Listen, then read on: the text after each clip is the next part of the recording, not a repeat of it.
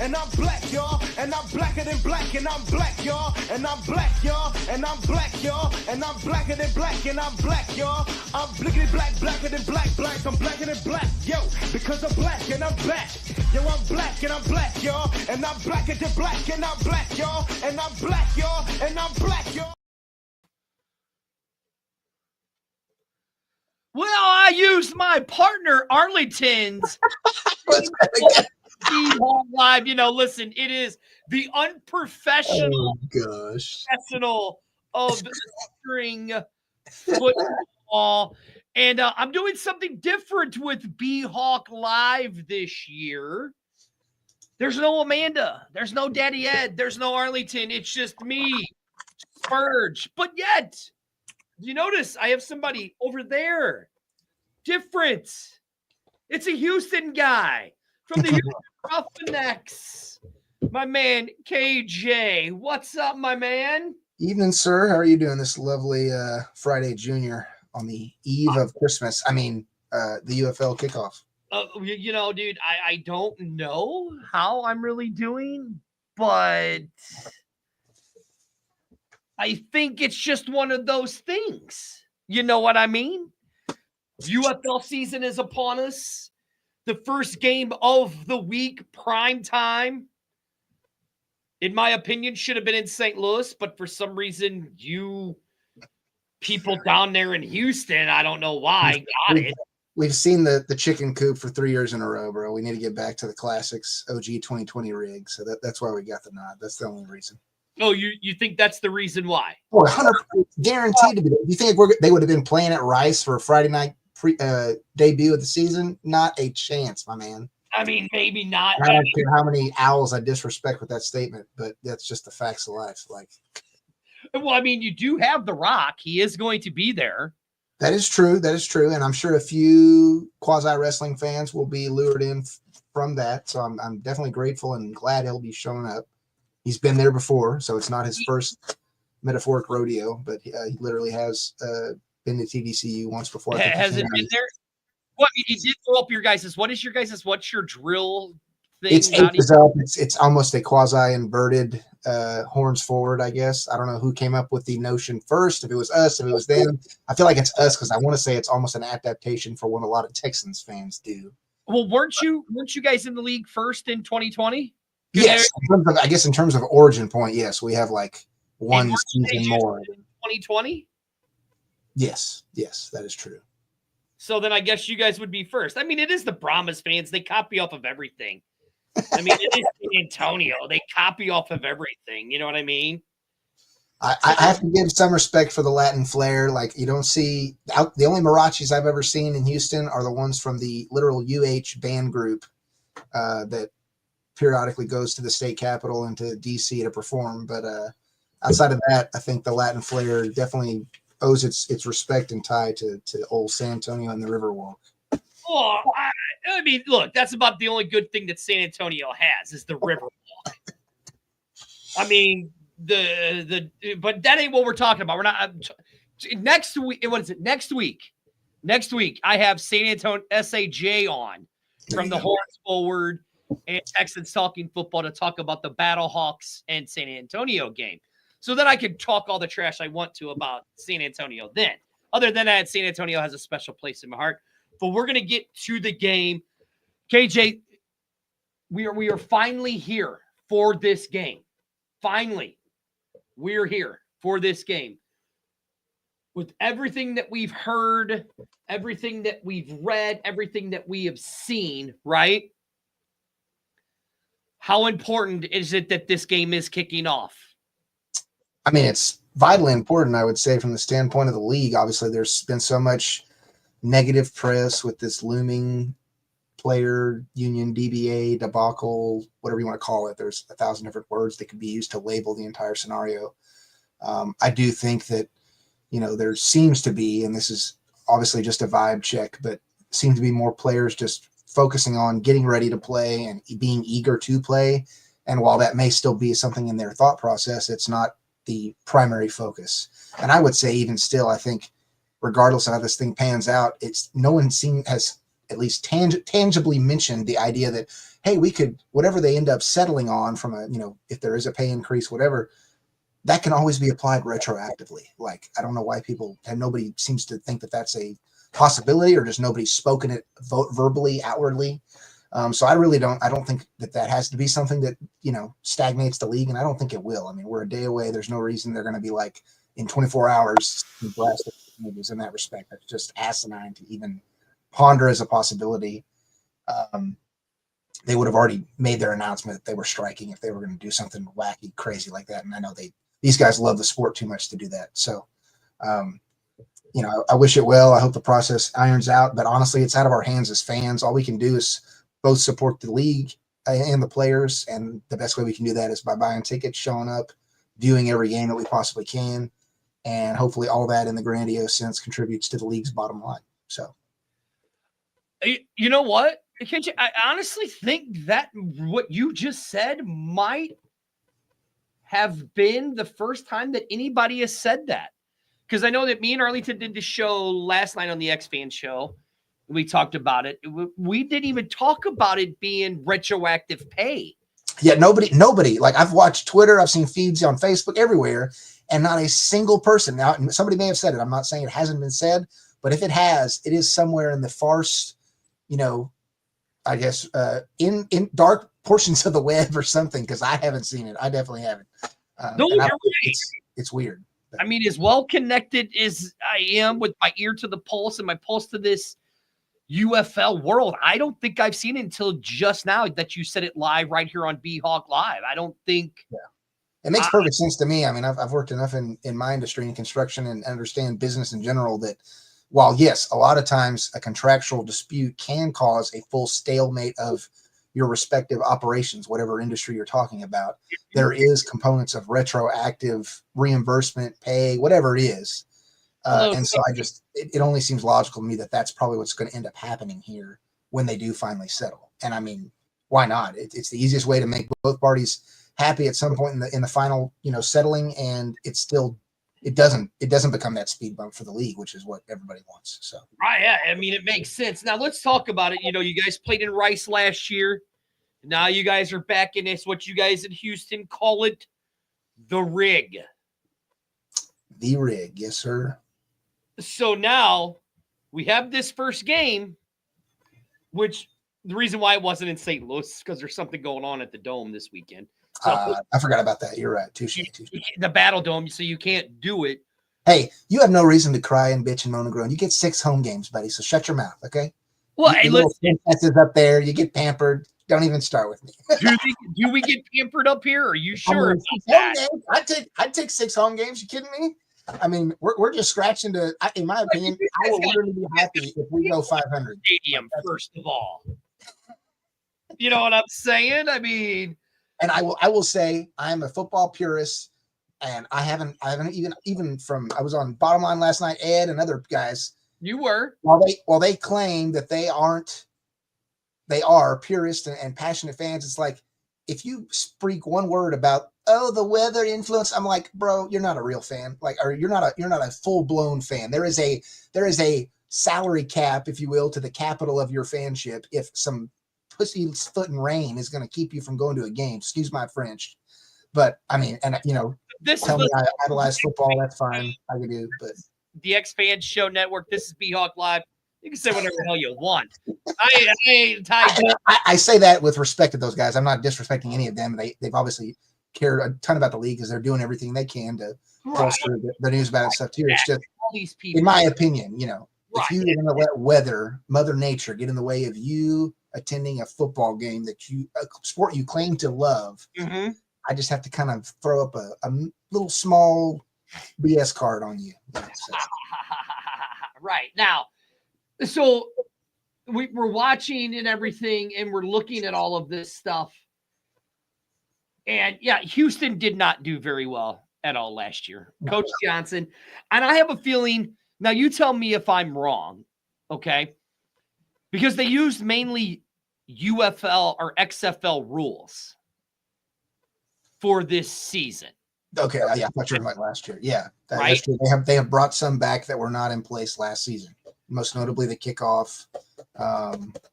Exactly, because I think the only thing that they used last year from the USFL rule book was their kickoff rule. Correct. If I'm not mistaken, right? Right. Okay. And then everything pretty much else was XFL rules. The one other one, I don't remember the specifics on it, but I think it had to do with the positioning for the extra points. Like I want to say the USFL, I thought it was on a certain yardage line for one of the point increments on extra points. No, I thought the USFL did field Well, goal. okay, it may not be league specific, but I guess I mean to say comparative to what would have been 2023, that there was a change in the rules of how they Brett touched on this. I forget how he explained it. It was like they did one of the point conversions from the 2 instead of the 3 or the 5. I don't remember exactly what it is, but that's what I do remember that from memory, at least, that it was touched on. Is a yardage positioning amongst one of the extra point options. Okay, yeah. So it was the 1 point, because in XFL 2023 it was from the 2-yard line. I think this year it was from the 3-yard line. Yeah. And then the 2-pointer was from the 5-yard line, and the 3-pointer was from the 10-yard line. So that was the only difference, was the 1 point difference. They moved it from the 2 to the 3. I got you. So that was the other difference from prior seasons, I guess you could say. Yes, that's it. So here's how I look at it, because if you look in the original 2023 season, Anthony Beck understood the rules. That's why we beat San Antonio in that last minute and a half of that first game of the 2023 season. If you look at the USFL coaches, you know, with Hopes and DeFlippo and Nolan and Holtz. Did I say it? No, and CJ. They didn't quite understand the XFL to me. Now you tell me. There may be some truth to that. I know I can attest from the games I was attending in person. And this is just a caveat of timing. It may not even be, to your point, directly their infamiliarity with the rules, but there was more than one game where we'd have a close call or what have you, and CJ would wait till, you know, the last possible minute, or never even would throw the challenge flag on a suspect call or penalty earlier in the game. And I guess I know as a coach, I don't have the wisdom to have the, you know, foresight and patience of, okay, maybe it is too early in this point of the game to use that feature. You want to save it for when it's really dire and necessary. But I mean, I saw some series ending, you know, debacles or what have you that, like, man, we need to challenge this. We're about to give the ball back to them or whatever, you know, so. Well, see, and I think that's what it was too, is they didn't understand the challenge rule, is that you could challenge almost anything yes, that you wanted to. Yeah, where the XFL coaches understood that. Take notes at NFL, take notes. Right, exactly. Where the XFL coaches understood that better than the USFL head coaches. There's some truth to that for sure. I don't know if that would be, there's a lot of factors that influenced how the season ended, I would say. But to your point, it's like anybody that wants to dog on us, I completely understand it. I can't necessarily dock somebody for it. But at the same token, let's acknowledge what was from 2023. Right. Okay, maybe it was his first year. Maybe he got lucky. But how do you get lucky when you inherit? I don't know how many players came from Kevin Sumlin's roster of the Gamblers the year prior. But I mean, half. You inherited a team and you went 500. If you can do that good, yeah, maybe you have a downturn year after that, but that doesn't mean you're doomed to continue to suck. Like, you can have a rebound. Players do it, coaches do it. Like, so in my eyes, I get it. Everybody wants to kind of follow the pattern and just go along with the along. But I mean, you know, the potential is there for us to be able to rebound if he can really be a sponge and took time this offseason to study where we lacked and where we missed the mark in our games last year. I think there is plenty of robust opportunity to improve and show a new side of this Roughneck squad. So right now, I will say this: I actually like your guys's quarterback room better than the BHawks quarterback. Oh, I agree 100%. I touched on that yesterday. Yeah, I don't know. It was mentioned, and it's a wise point that I didn't think of, that Ed talked about, like the fact that maybe Manny is meant to be more of a game manager And so from that standpoint, if that's what their plan is to do, I guess he can be that guy. But I mean, when you look at the numbers on paper, man, he just, I mean, yeah, he had the one, I guess, okay game, like almost midway through the season. But then what was it, week 8 or week 9, where he threw like 3 picks in one game and just got picked apart. It's like, bro, I get it. He was doomed from the standpoint of a small, what do they call it? A small small sample size, because he didn't play a lot outside of when AJ was not injured. Right. But I mean, dang, man, you can either throw a pick or don't. I mean, honestly, in some instances, people want to dog on Garantano because at the start of our year last year, he had a high efficiency rating, but that's because he held on the ball so long. He wouldn't throw picks, but he also didn't get us down the field as much as the other guys did. So it's like, but he's on another team this year. So you tell me, what really stands out more from a statistical standpoint? You want to be a pick machine like old, Dormandy? Or do you want to be, somebody who, okay, maybe I just take a little longer to get rid of the ball because I'm gun shy or whatever, but I still have a high percentage completion rating, which means I can be a game manager. So I don't know. Yeah, see, I agree with you. And now this, I got this from, so I'm going to pull up the thing that I got. And this is courtesy of the UFL where I got it from. So let me pull it up real quick here. And this is the game notes for the games and all of that. Here is the starters and all of that stuff. So as you can see that we have, I mean, listen, you got Anthony Brown, who is going to be your guys' starter compared to Manny Wilkins. Again, my faith in Manny Wilkins. I mean, Arlington loves Manny Wilkins. Daddy Ed loves Manny Wilkins. A lot of people around here are fans of Manny Wilkins. I was at those games. I watched them. I just didn't see it. I wish nothing but the best for Manny. I just don't see it. That's just my opinion. Right. I don't see it. I think AJ Brown's got it. And I mean, let's not really think Nolan Henderson didn't really play that bad. No, as a quarterback. Honestly, I think he was the best, in my opinion, out of the 3 we had last year. Stinnett was good, no doubt. Stinnett was good. Right. But he had his chinks in the armor, so to speak, especially that were highlighted, in my opinion, in the DC game.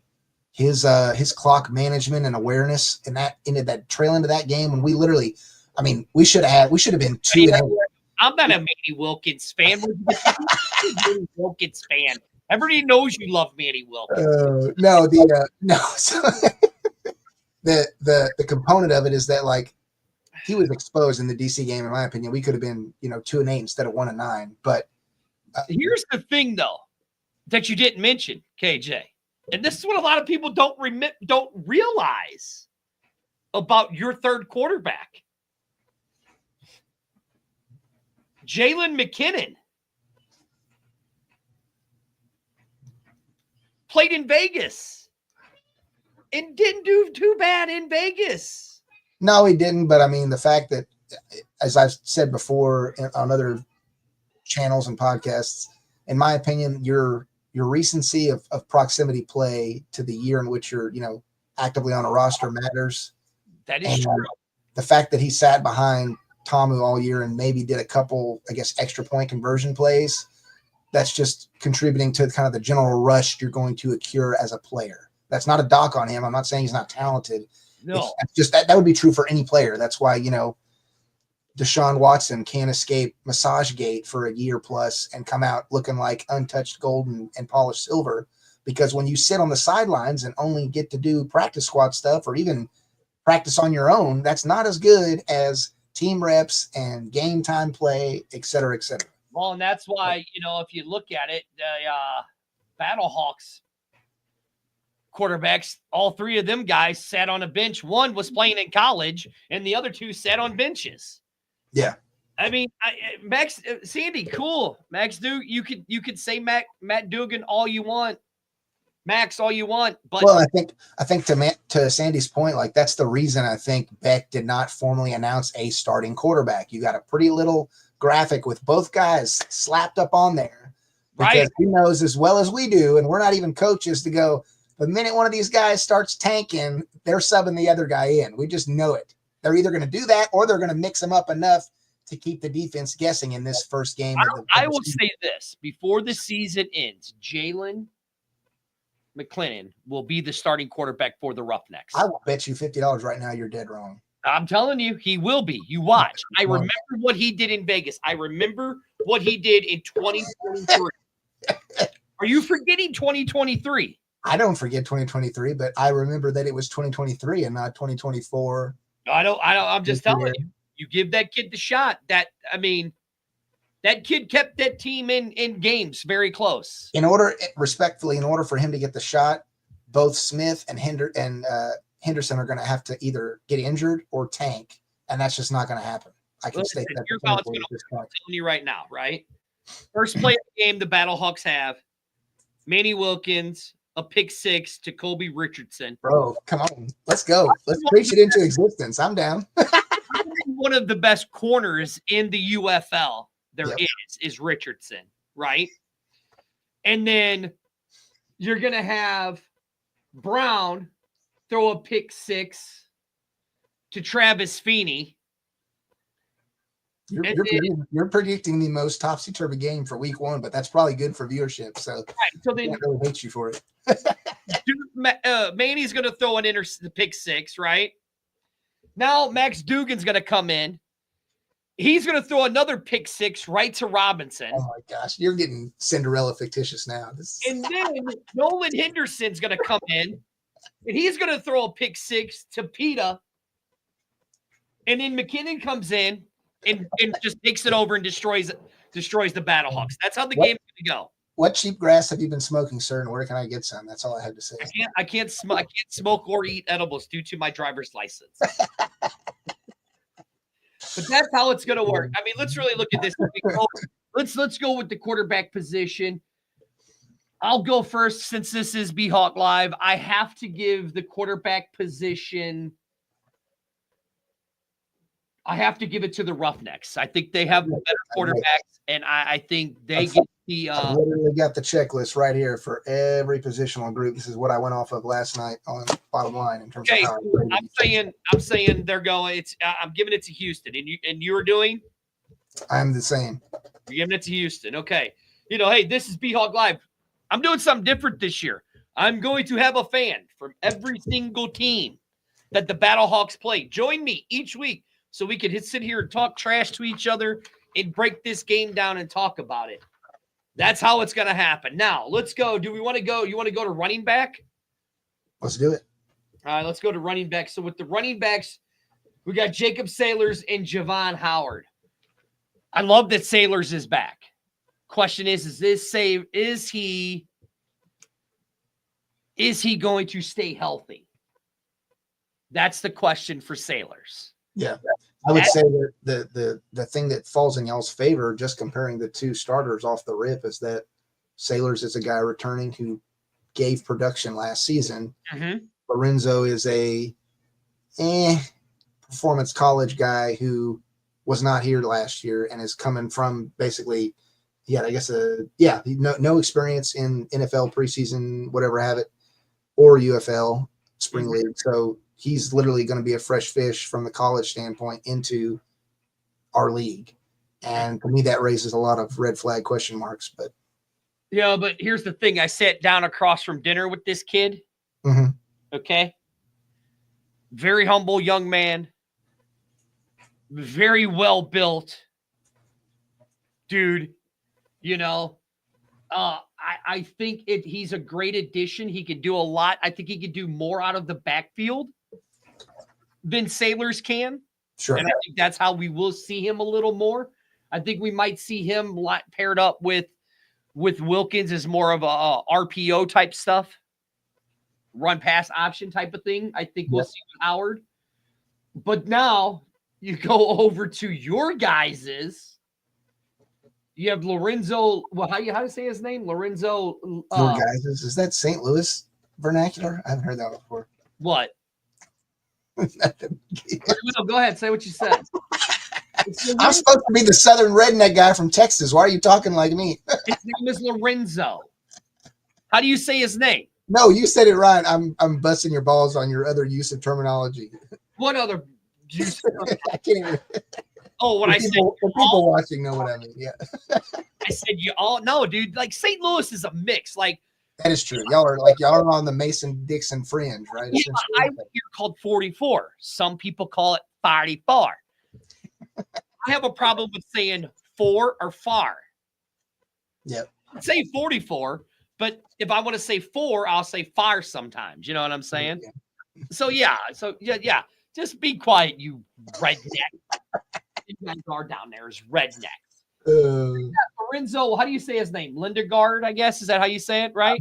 Lingard, I believe is how it's pronounced. Lingard, and then you got, listen, the guy who they should have stuck with. I was a huge Mark Thompson fan. Right, me too.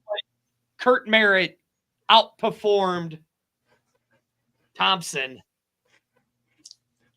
I mean, listen, Thompson didn't do very well. No, but this is the thing. So, like, I guess there's justification in the argument on both sides. So, yes, Kirk had, I think, greater overall yardage. Mm-hmm. He was used up and down the field more. But when you look at him side by side with Thompson in terms of like, okay, let's look at the end credits. What did they actually produce? Kirk had, I think, no touchdowns on the ground. Mm-hmm. And Thompson had like 5. Mm-hmm. And you could watch, and to your point, you said he was a good running back. It's factual. You sit there and watch this guy run. Thompson is like a freaking, I don't know, what's the right term, orchestra director. And now he could literally, he didn't even look like he was trying half the time. No. The guy standing vertical, jogging, could read the defense, seeing how they're coming in at an angle, stop on a dime, have a guy miss his tackle and dive right in front of him, and then just trot right along into the end zone because he knows how to read all those things. Let's look at it. Thompson was a big dude. I mean, like, here, I'll give an example. Do you remember the old USC? Reggie Bush and Lindell White? Reggie Bush had better stats and stuff than Lindell White, but who had more touchdowns? Lindell White, because when they got to the end zone, who did they hand the ball to? Right. Well, that's my thing. It's like, to your point, we may be a rushing yardage leader through the first 3 weeks or something, but if there's no points on the board, it doesn't matter. It's all for naught. That's true. In my opinion, it's like, I don't know. I get it. I will say, to his point, we're dogging on him so much. I can't do that because, as CJ pointed out in past interviews, Kirk's feather in his cap is his versatility. He's a receiver as well as a running back, and not all running backs, to your point, even like Thompson, I think theoretically probably caught a couple flat passes. Well, like here, what Chris Mason said, that, Tyson had a really good line. Chris Mason, I'm glad you joined on, because reach out to me, because I do want to talk to you. Reach out to me on Messenger. I want to talk to you about something. But, listen, Thompson had a great line, but Thompson was a beast. Thompson was a big dude and just built, right? Now, if I'm going to running backs, I'm going to let you go first. I basically gave it to St. Louis on the component of knowing that Sailors is returning, not knowing only what I know from his Akron stats, which are good but not great. Okay. And I probably maybe would even be willing to give him more of a nod if it was from a more reputable school. Akron is good, but they're not like a football brand, I guess, if you will, or at least, from our Power 5, whatever. I hate saying that because I'm not a fan of that. But anyways. Well, wow. There is, I think, the logic in it, though, to your point. Obviously, Lorenzo probably showed out in camp and proved his value in gold, if you will. And because CJ knows that Kirk is multifaceted, it only kind of logically follows that, okay, well, let's put the guy that we know we're going to have be playing 2 roles in the second string spot. Not because he's not as good, but because he can literally fill the role in more than one way than Lorenzo can. Exactly. We'll keep Lorenzo where he's good, keep him in his lane. He'll be the running back. And yeah, theoretically, every once in a while, we might even do a dual run, an I-form 2 running back setup or something goofy and, throw off some defenses. There's no telling. So, well, it's funny that you say that, because I could take my rose-colored glasses off. You have yours on, but yet you're actually making sense. Oh, I am a Libra, bro. I'll be as scaly as you want me to be with balancing them out. I'm actually going to give, because I have seen footage of training camp footage of the running backs. Again, I love Howard. I like Sailors. But I'm going to give the nod on the running backs to Houston because of what Barrett did last year and how Lorenzo has kind of tore it up in the camps. I'm going to give the nod. I got to give it to Houston when it comes to running backs again. I mean, right now, Houston's got me up 2-0 with their quarterbacks. Hey, there's plenty of position groups left. We might flip-flop again here at some point. So I really had two. Going. This is fun. 2 for Houston against my BattleHawks? Yeah, I am. And you're 1-1, right? I am 1-1, yes. Hey, all right. Well, now let's go to the receiving core. Do we even really need to discuss this one? I mean, really. Come on. I mean, St. Louis might have the best receiving. See, this is well. I guess we do need to discuss it because it's going to be reflected in my pick and grade. I mean, you guys have Emmanuel Butler, who was good. Okay, he had some really good games, right? But yet we got the man Jay Peasy. We got Akeem Butler.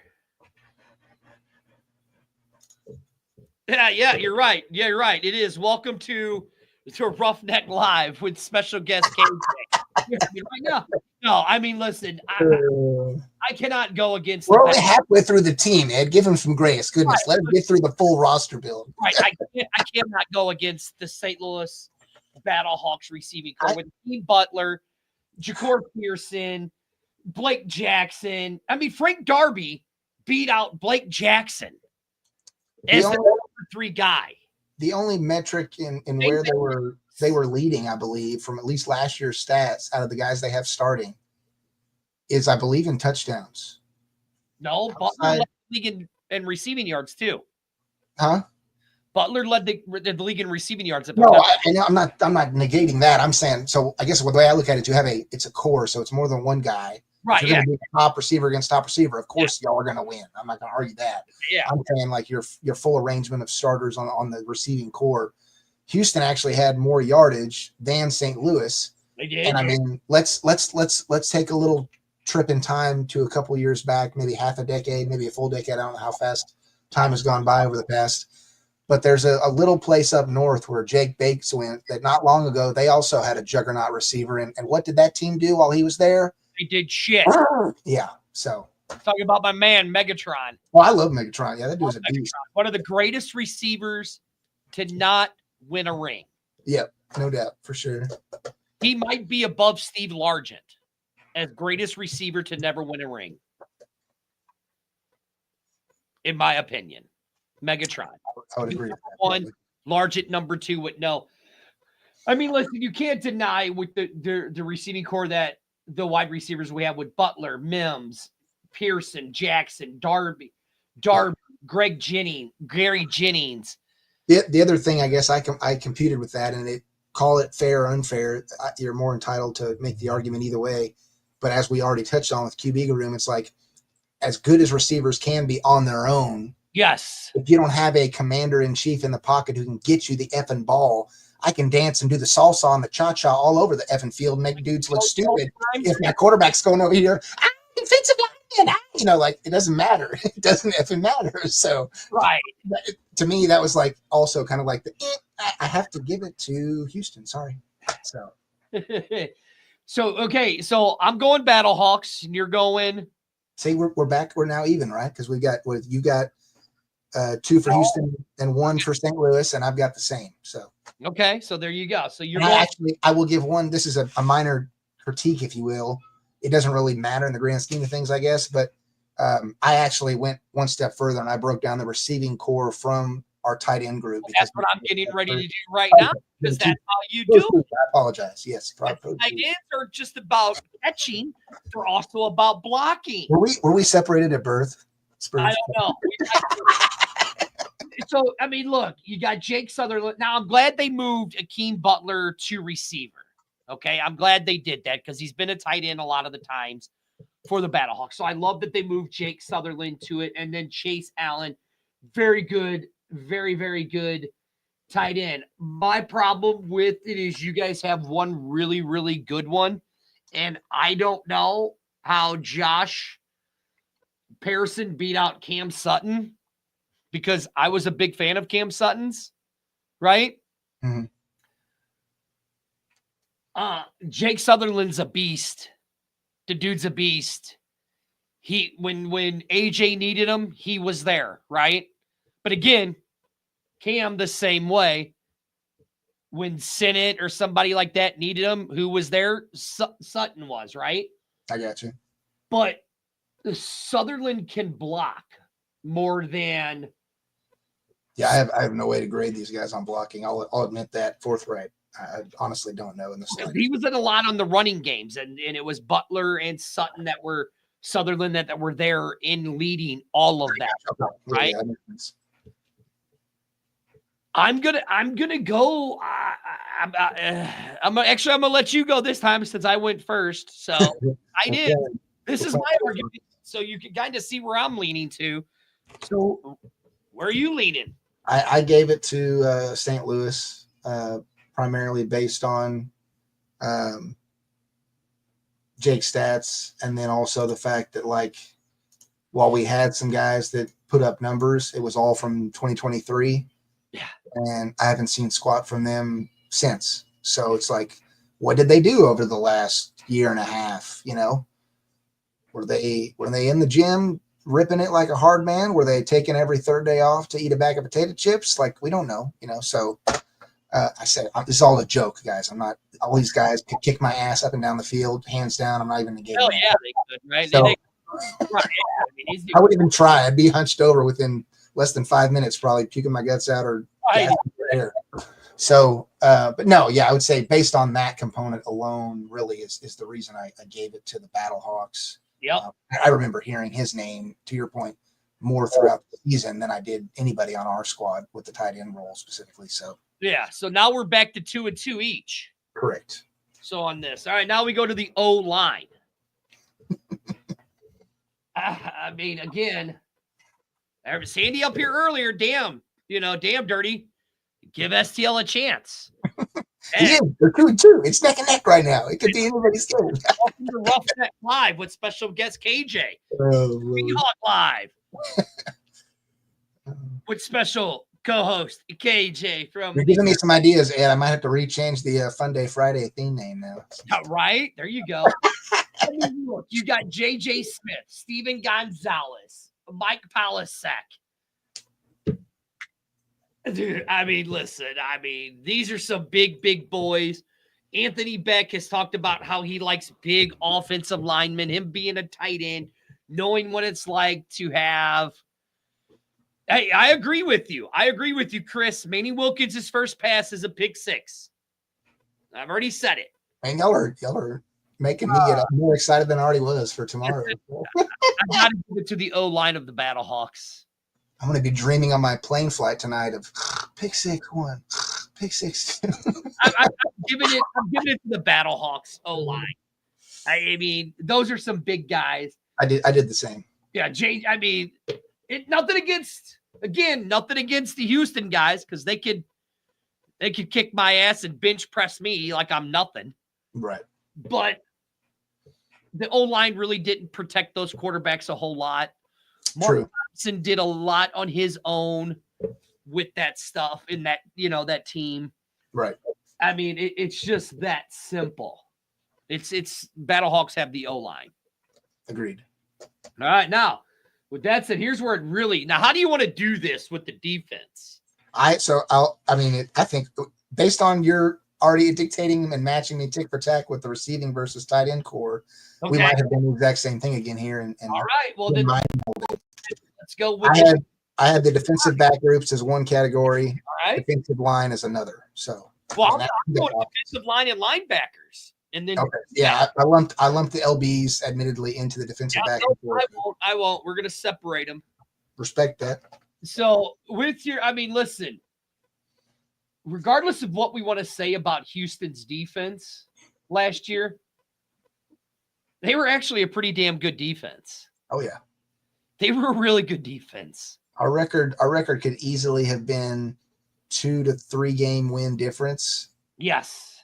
If we had just had a better offense to support our awesome defense. And you guys have a more in-depth defensive line than the BHawks do.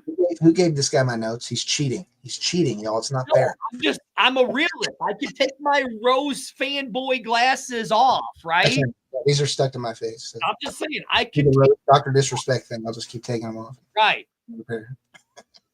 I mean, look, the D line. I mean, I love Austin. I love Freedom. I love the Samoan that we have. You know what I'm saying? You know, but we're playing a 3-4 type of defense, and I've never really been a fan of a 3-4 type defense. Never have been in football.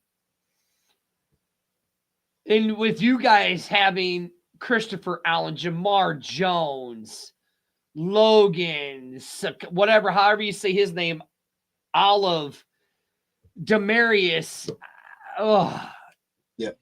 TJ Franklin. I have this tied up again. TJ's the guy I'm going to be like, I went through outside of organizing the guys once they released the depth chart. Obviously, I had my guys organized originally by like just proximity of play time. And then I had to make some shifts because they had gone with different dudes to start. But I went through after that and kind of highlighted one or two guys out of not every positional group, but at least the ones where I saw a diamond in the rough. And was like, this guy, based on his college stats or his, 2 years or more ago performance, this guy might scare the crap out of people when he comes out on the field. And TJ is definitely one of those dudes. Well, and I also forgot, one of my other favorite players, because it was just funny watching him and listening to his name, was Ubadiah Okie Dokie Aroma. I don't know if that's really his name, but it's just a great name. You know what I'm saying? I'm more of a fan of a 4-3 defense than I am of a 3-4. Right. And in the past, I've seen our defensive line get carved up by runners. I mean, prime example, Abram Smith destroyed the BHawks. You know what I mean? The San Antonio Brahmas running game destroyed the BHawks. Mark Thompson and Kurt Merrick had some pretty good games against our defensive front. Right. I have to give the front to Houston. I have to give the front four to Houston. I would agree with that. So we're tied up 3-3. Yep. This is going to be interesting to see what positional group makes the final point differential, metaphorically speaking, on us winning the game for your prediction. Now, so we're going to go to the linebackers now. And I'll let you make your case of who you have as the better linebackers. I mean, as I said, I didn't split up the groups here, so this is the same for me for both the defensive backs and linebackers, and it's almost indicative. If I could share my screen, I would, but you can't. Can I? I've never done it on the stream before, so where it just says share screen. Present. Okay, hold on. Yeah, there you go. Here, let me remove me. Oh, you're good. You'll be able to share it then. So this is it going up? I don't know. Yep, there it is. All right, so this is my cue. If you could basically compare, and I sorted these guys by starters and obviously the positional groups, so you can see these are all the defensive backs, linebackers. Look at the Roughnecks, and you just can, from a color difference standpoint, and this is, I highlighted their most recent year, obviously, or the one I'm taking their stat counts from. Okay. And we've got only 3 dudes, was it 2 actually, from our previous team returning. You've got 1 San Antonio guy, Drew Lewis from STL. And then on the BHawks end, it's just like, it just keeps going and going. And so from that standpoint alone, it's like, I obviously looked at the numbers too, but I mean, it's just, it's almost such an extensive difference in my opinion that I can't even question who has the better core within these 2 groups. And I gave it to St. Louis easily. Well, I mean, listen, when you got so we're going to remove this and we'll put this back up here. When you have the defensive player of the year in PETA, Right. meaning Mike Rose, Willie Harvey, and I mean just their backups. Their backups. Chris Garrett, Carson Wells. Yeah, I mean, don't get me wrong. Now, don't get me wrong. Houston has some Marvin Moody, a great player, right? An inside linebacker. Drew Lewis, another good player.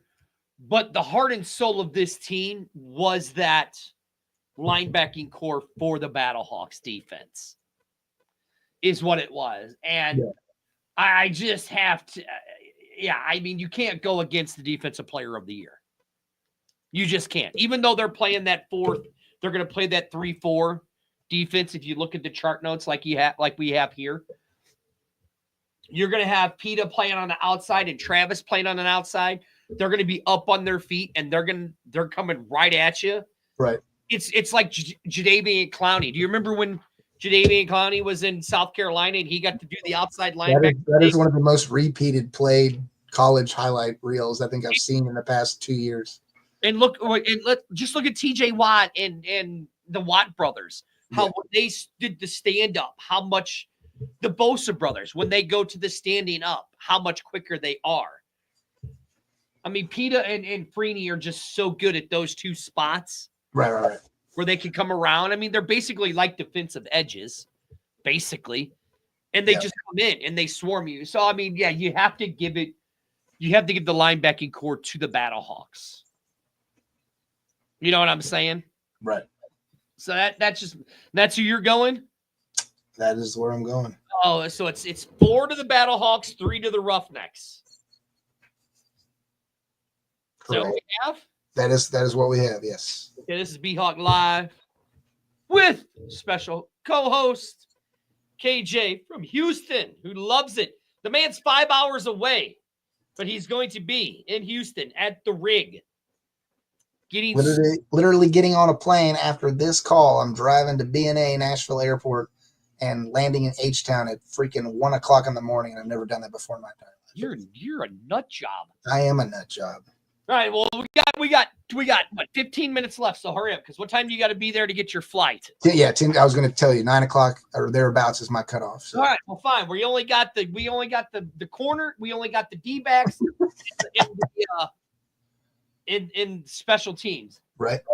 I mean, listen, D-backs. You got Chris Payton-Jones returning. You got Cole returning. We got Lucas Dennis returning.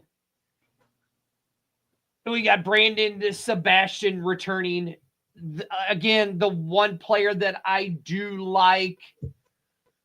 I mean, you do have some good guys. You have Keenan Isaac and O'Neal Jr.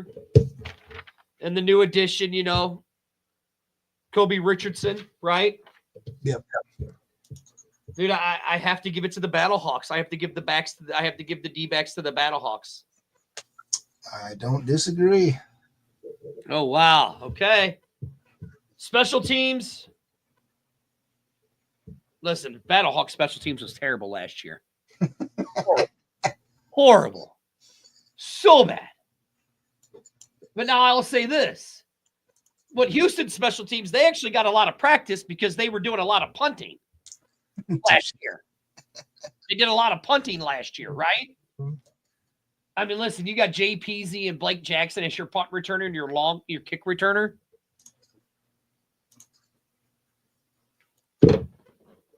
I mean, no, Mike Rivers did good, as the punter. Chris, I don't know if he did so much as the place kicker, right? We got Ricardo Blankenship. I mean, yeah, he's great kicking field goals at practice, and I've seen in training camp. Yeah, it translates to games. I know that. I know the cliche component of talking about omens is always more impactful when you do it from hindsight because you can never really scientifically predict those type of things. But the last time Mr. Rodrigo wore blue, his stint did not end very well. I'll just put it that way. No, and you're absolutely right. So guarantee you there's going to be a lot of dumb people in St. Louis wearing those stupid looking glasses. I can tell you that. Regardless, I would say to that point, I did give the nod to Chris just based on the general efficiency standpoint, looking back at his track record. Right. He hasn't really ever had major dips like Rodrigo has. Right. And I mean, if there's any position that I won't argue with you on, let's give the guy some grace. Like he had one down year, whatever. It's like hold the kickers to the freaking gospel on that, in my opinion, because it's one play here, one play there, one play here, one play there. You don't take the risk unless you have credible evidence to support your choice. You know what I mean? So like, that's my stance. Listen, as much as I love JPZ and Blake Jackson, what I saw from Rivers and what I saw from Chris last year and what I've seen in training camp videos and stuff like that, I'll give the nod to the special teams of Houston just for that simple fact there. I mean, Justin Hall is good, as you know, as your guys' punt returner. You know, Lawrence Keys. And then you got Kurt there at the second as the kickoff return.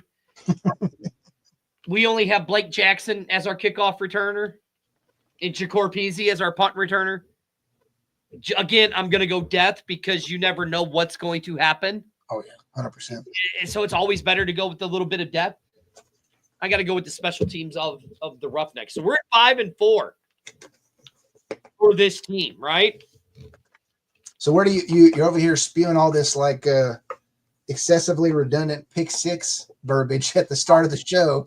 Where do you draw the line? Where does it end in terms of how is this game won for either team, or how is it lost? Because that's what I want to. I'm sure every viewer currently is anxious to hear that. That's right here, please, for the win, right here. It's like shut up already. For the win. I mean, listen, I said it last night in the game, in the thing. As much as I want Manny Wilkins to do good, from what I've seen in practices and what I have seen in game footage and stuff like that. Yep. I said it last night. I'll say it again. I'm going Houston with the win. But, I mean, as much as I hate to say it again, I could take my rose-colored glasses off like this. Okay? I think that there's a stink in this locker room with the way AJ had left and all of that and stuff like that. I think Coach Johnson has something to prove. Yep. And in the interviews that I've seen and that I've heard from Coach Johnson and his line and his coaches and all that, I have a feeling we're going to see a different Houston Roughnecks team, as much as I hate to say it. And I mean, again, I hope I'm wrong. I'm hoping Manny doesn't. Sandy says Battlehawks for the win. Sandy, I'm sorry. I just don't have my faith in Max Dugan or Manny Wilkins right now. So I have to go with the Roughnecks. As much as I hate to say it here on BHawk Live. I hate to say it. I mentioned this yesterday. I'll say it again. Honestly, I think, and someone can quote me on this, which it probably won't happen in the next 24 hours. But if anybody who works for Houston Cougar Athletics, who knows the marketing people there, if somebody posts from UH Cougs, good luck Roughnecks, this game's already over. I looked back at the historical stats of TDC at the venue. Yeah, I don't believe the Cougs have ever lost a rain game. They have not. I don't think they have. So if you take that with the princess pampered princesses from the Dome of St. Louis and throw them into the weather elements. I mean, I know that's a cliche thing because all these guys play outdoors, but I mean, for the ones that are returning, they've been pampered a little. They've been a little, hell, they're even going to be more pampered when they get home because they got a fresh, new, pretty cushy AstroTurf. So, all that to say, I mean, you better be ready to play some football weather tomorrow night because it's going to be dirty. It's going to be. It's going to be, and I think we're going to see a lot of running in this game and stuff like that. Yep. And, I mean, look, as much as I hate to say it, but you didn't say who's going to win, though.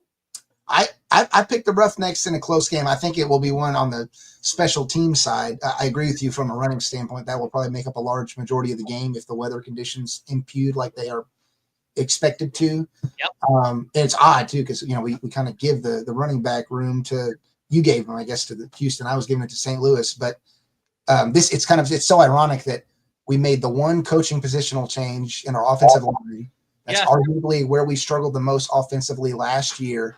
Mm-hmm. And we're going to get to see how much the team has changed literally the very first week of the season. I mean, you can't ask for a better orchestration of a storyline. Right. And CJ said in interviews, I'm pretty much going to stay out of the offensive play calling this year than what I did last year. Last year, I think that changes the curveball right there. So yeah. So that changes it right there. So there you go. We have it. Mr. KJ is taking the flight. He's landing in Houston at 1 a.m. Thank you for joining me, sir, right here on BHawk.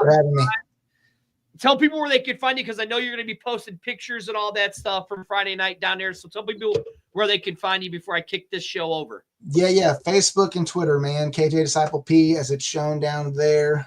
Same exact spelling in both pages. Do most of my video stints and everything on Facebook every Friday, Fun Day Friday. It's like a 15, 20-minute video excerpt I try to do of news updates for the league, viral talking points, and then a bold prediction that I gave every week. We've got several open-ended ones that I'll be tracking this opening week of play for the league. And yeah, give me a follow, give me a like. Also giving away free tickets, one for free, and then a second on an option of if you kind of buy a ticket and want one for a friend. I'm doing a weekly drawing for that every week for the Roughnecks home game. So check it out if you're interested in attending a Houston game, whether you're a home fan or a visiting team fan. It applies. It's open to everybody. So, well, I do know this, KJ. I do know this. We will be seeing you the week of May 4th, because Amanda and I are coming to the Roughnecks game against Houston, or against the Memphis Showboats. So we will be there. And I know I'm going to see you at a bunch of the games, because I'm going to be in. I'll probably see April 12th, I think it is, possibly. But yeah. All right, man, you have a safe flight. Thank you for joining me. I do appreciate it. I'll see you on the flip side, and go Battlehawks. Oh, Real baby drill. GG's, y'all. Have a good night. All right, bro. Have a good one. See ya. All right, guys, this is BHawk Live. I am your host, Spurge. As you saw, it's going to be a totally different BHawk Live this year. I am going to bring people on from all of these other cities, fans from these other cities, to talk and break the game down, just like we did here with KJ. Listen, guys, if you haven't gotten your tickets yet, if you're in Houston, if you haven't gotten your tickets yet, go there. Go. They got the single game tickets. I know KJ's got plasters. We did up a bunch of QR codes and put them on all over this stuff. So go there. Actually, I'm going to ask him because he's still there. KJ. Yes. Do you put them on? There you go. Do you still have the QR codes? I do. The page is actually still, if you go to my Facebook page and my Twitter, I believe, I may have unpinned it from Twitter, but I know it's pinned at the very top of my Facebook page. You can easily access both the schedule pages that have the QR codes on them, and then just the QR codes themselves for each team if you want to put that on some other type of ad. So there you go. All right, now go get ready, buddy. So there you go. Go to his page. Go to KJ Disciple P. You could get it. Buy single game tickets. Buy season tickets. Hell, show up to the games. You know what I'm saying? Because it's a big weekend here for the UFL. Friday night, it's the Battlehawks kicking off against Houston. I mean, look, as much as I would love to say it, we're going to be playing in weather. And theoretically, how many times have dome teams really won in bad weather? It's not a very good look. Not a very good look for dome teams to play in bad weather. Now, I mean, it ain't snow. It's not cold, but it's raining. So the ball is gripped differently and all of that stuff. Now, would I love the Battlehawks to win? Hell yeah, I would. But with it being the rain and all of that stuff, and seeing what I've seen from Manny, I'm just not into it. I am going to be sitting here at my house with my children and Amanda watching the game, but you can see us next week. We will be at the Battle Dome playing the team against San Antonio. And ladies and gentlemen, our guest next week is the second loudest mouth in spring football next to me. I mean, who else has got a bigger mouth than me? None other than our good friend from Horns Forward and Texans Talking Football, San Antonio SAJ, will be joining me next week to break down the Brahmas game. And whew, boy, is that going to be a fun show. Other than that, I will see you guys next week. Go like, follow, subscribe to the X Fan Show page. You can catch BHawk Live. You can catch the A-Train, the X Fan Show, all that stuff. I will see you guys next week. Have a good one. And it's here. The season's here. Let's go UFL. I ain't just saying, I'll say Battlehawks, but let's go UFL. I'll see you guys next week.